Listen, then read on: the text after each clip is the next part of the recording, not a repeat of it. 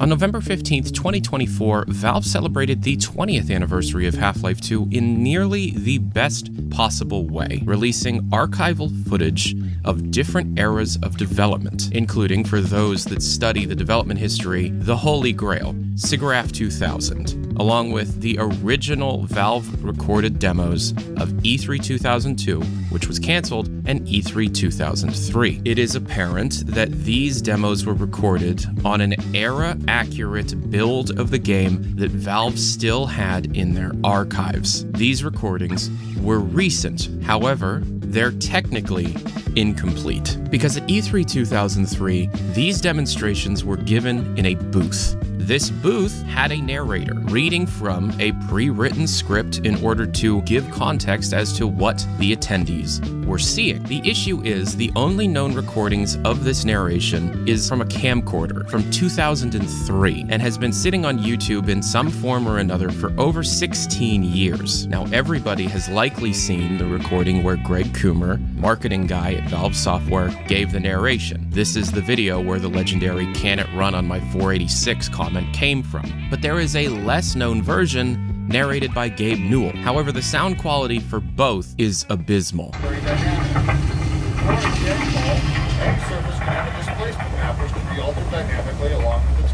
So I got into contact with a professional audio restoration specialist, an individual whose job it is to do these kinds of things, Rob Cooper. By the way, if you need audio restoration work done, contact information to this guy is down in the description below. And most recently has done the audio restoration work on the Yardbirds BBC box set. What you're about to see takes the original camcorder audio recordings that exist on YouTube and run them through a multitude of top-end audio restoration software. MVSEP, UVR, Ableton, Isotope RX Pro 10, and turned it into this. We also combined the Gabe Newell narration with the Greg Coomer narration and cut between the two so that it sounded like both of them were giving the presentation at the same time. However, we also wanted to make sure that we kept the audience reactions from both, which was much harder than you'd think. Being able to just restore the narration would have been easier. We kept the audience reactions as well. Also, stay tuned to after the E3 presentation for a surprise. I'm Tyler McVicker, and I hope you enjoy. Start off by giving you an overview of Source, which is the engine we created for this game, and then I'll show you Half-Life 2.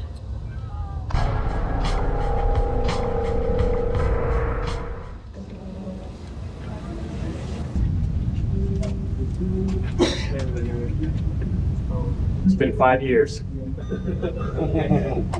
It looks like hell. Wow. We've been rather busy in your absence, Mr. Freeman. The Source engine gives us capabilities in 4 main areas: believable and realistic human beings, graphics that were previously only possible in a Hollywood movie studio, an integrated materials and physics system that create an unprecedented level of interactivity, and artificial intelligence that molds these characters, these visual effects and world into an experience gamers have never had before. An enormous number of details go into creating a character like the G-Man. His eyes glint based on a radiosity calculation of local illumination. They self-shadow and follow you as you move.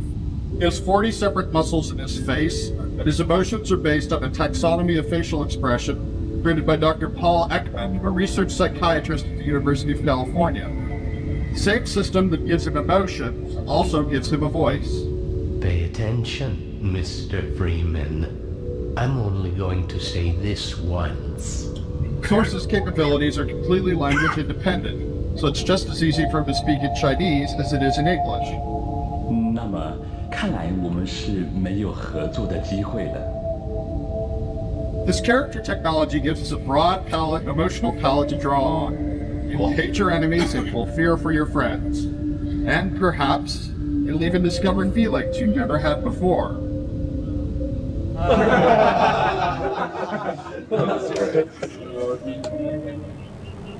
So with characters who react emotionally and are so expressive, we need a world that's similarly flexible and interactive. world of Half-Life 2 is very dynamic. Any surface can have its displacement map altered dynamically along with its collision ball. The world is also built out of materials.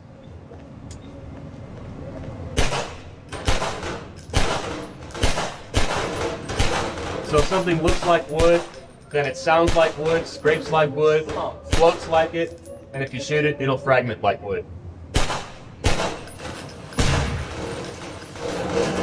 Materials in the physics system interact with each other, so a set of steel drums floating will behave exactly how you expect.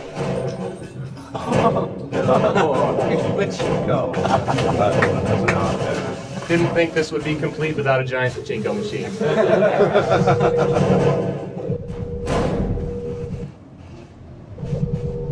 You can have constraint-based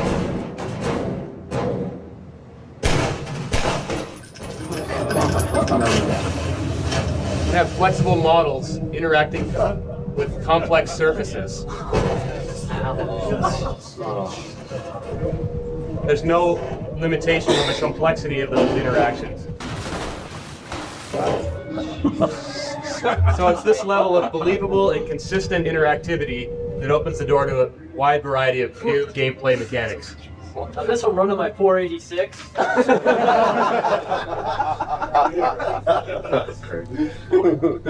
No comment. The graphics of the Source engine are based around shaders. Same approach used to render movies like Toy Story and Monsters, Inc. The walls here are actually bump map subdivision surfaces. If you look closely at the water, you can see it refracts merged objects and properly incorporates a Fresnel term to modulate the surface reflection. Over here, you can get a sense of the wide variety of visual effects that are possible using Source, especially in combination with a hardware platform as advanced as ATI's Radeon 9800 Pro. Our hosts.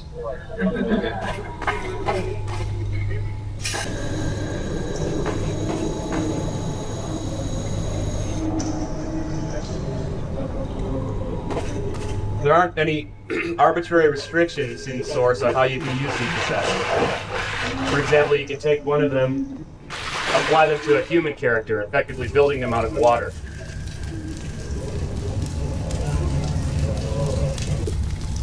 So as you've seen, Source has a great deal of flexibility of where you apply visual effects.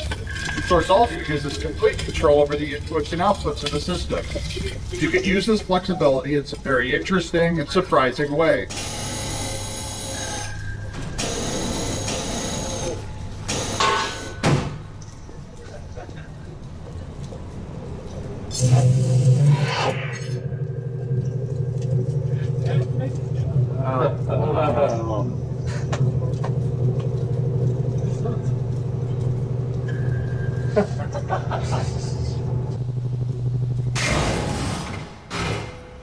Now that you've had an overview of Source, the engine, let's go ahead and look at Half-Life 2, the game.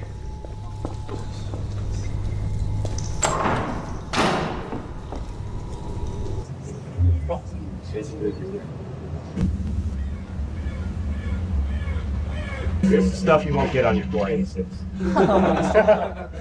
Does that mean I have to upgrade? Might be time. My spreadsheet ran so well. Even though we can build environments that we couldn't even dream of in Half-Life 1, it still wouldn't be a Half-Life game without our old friends the zombies and our trusty crowbar.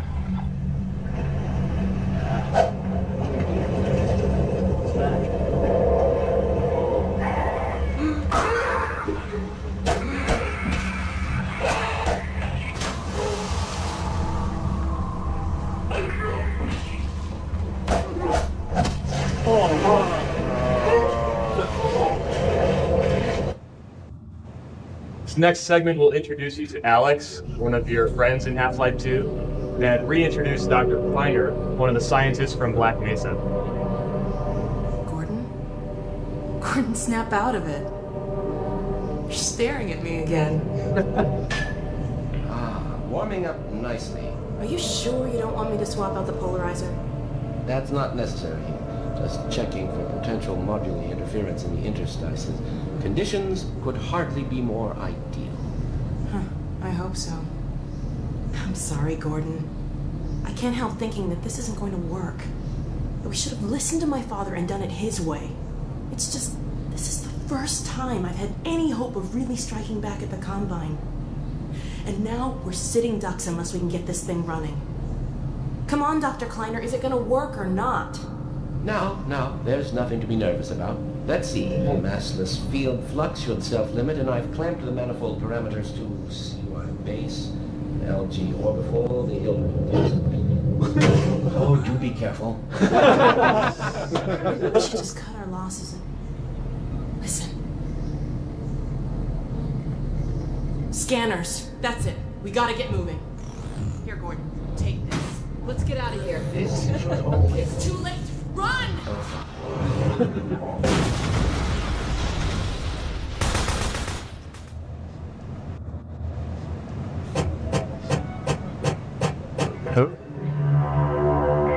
Here we're in an old part of town outside City 17, one of the main locations in Half-Life 2.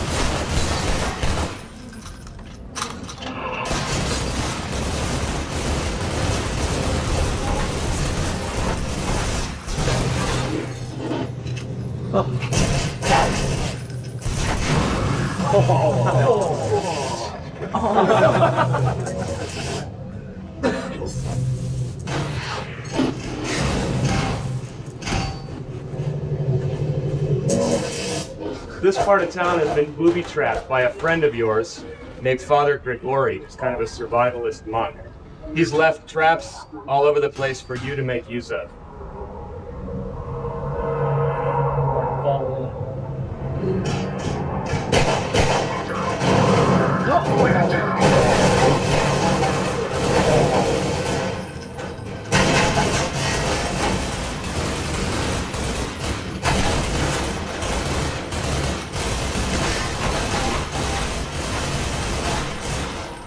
Good.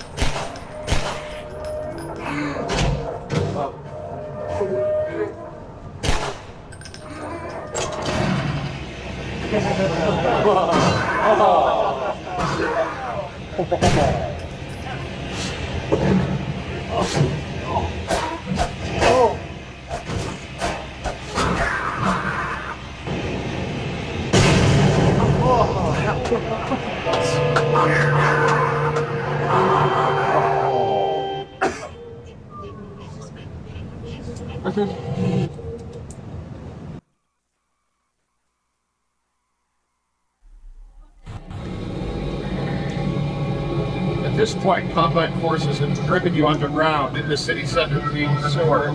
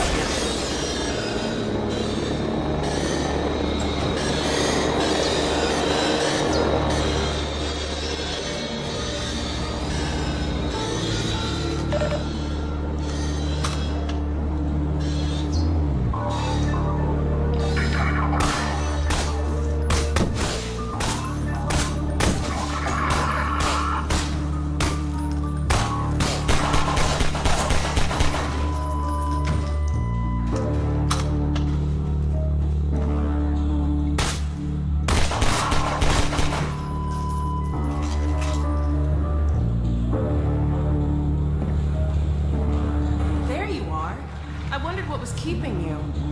Hope you didn't have any trouble finding me.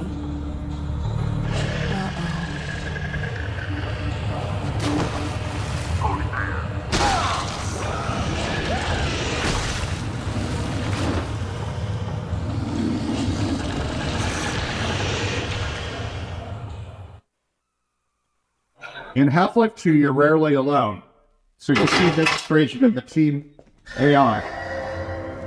Remember when we thought Black Mesa was as bad as it could get?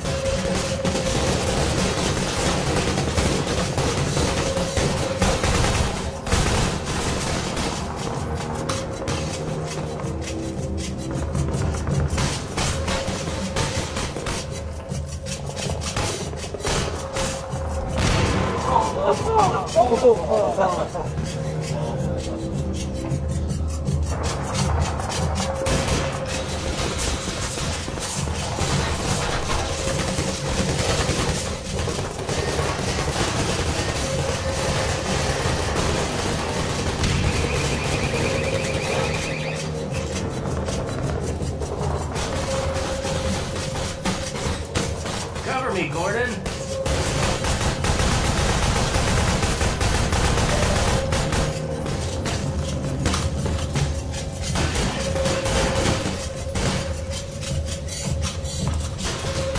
I want to emphasize that these are not scripted sequences. The AI is determining when your allies choose to advance and how to best help you out in combat.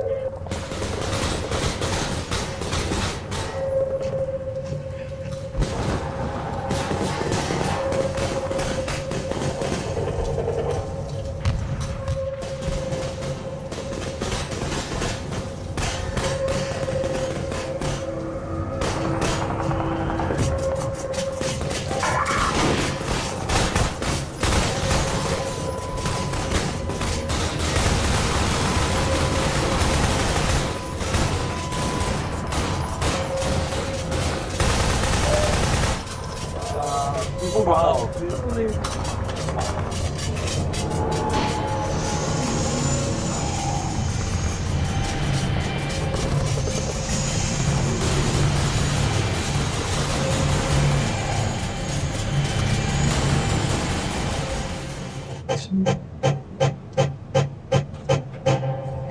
While you're usually working as part of a team, your team isn't necessarily always human. And in this segment, some of the less intelligent aliens have been fooled into thinking that you are one of their commanders. You have something that has the right pheromone on it, so these antlions will do what you tell them to.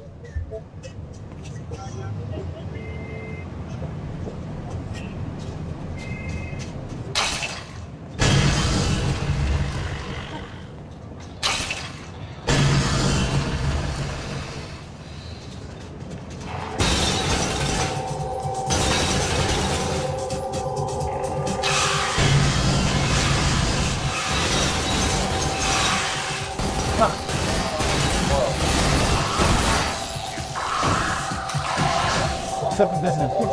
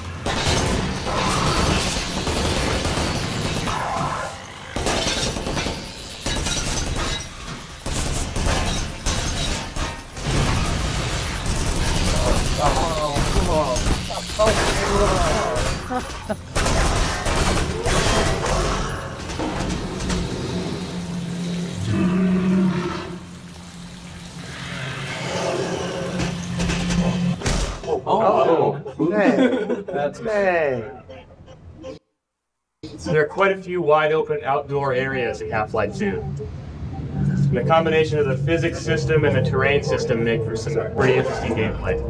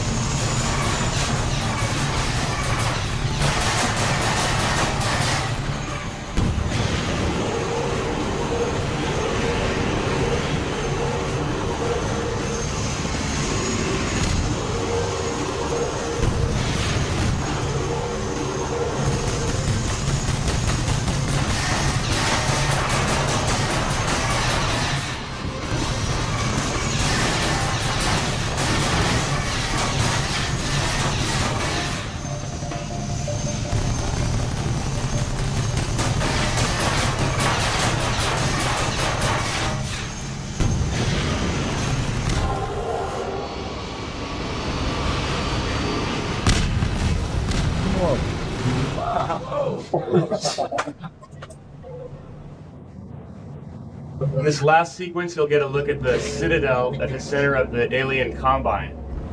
The Combine is a fortress which is slowly eating its way through the rest of City 17.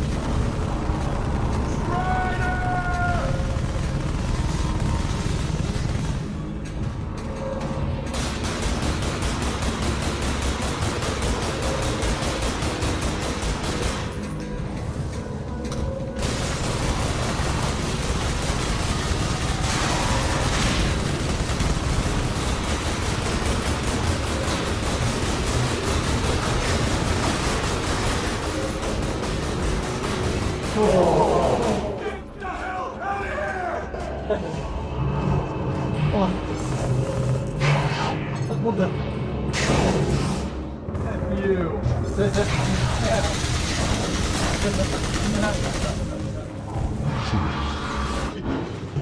Whoa, wow.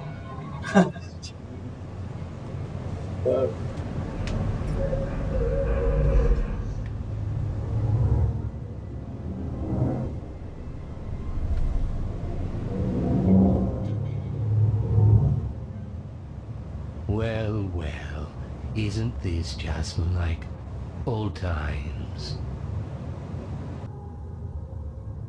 The PC version will ship September 30th this year. We haven't announced ship date yet for the Xbox version. Thank you very much for coming here today, and I hope you like the game.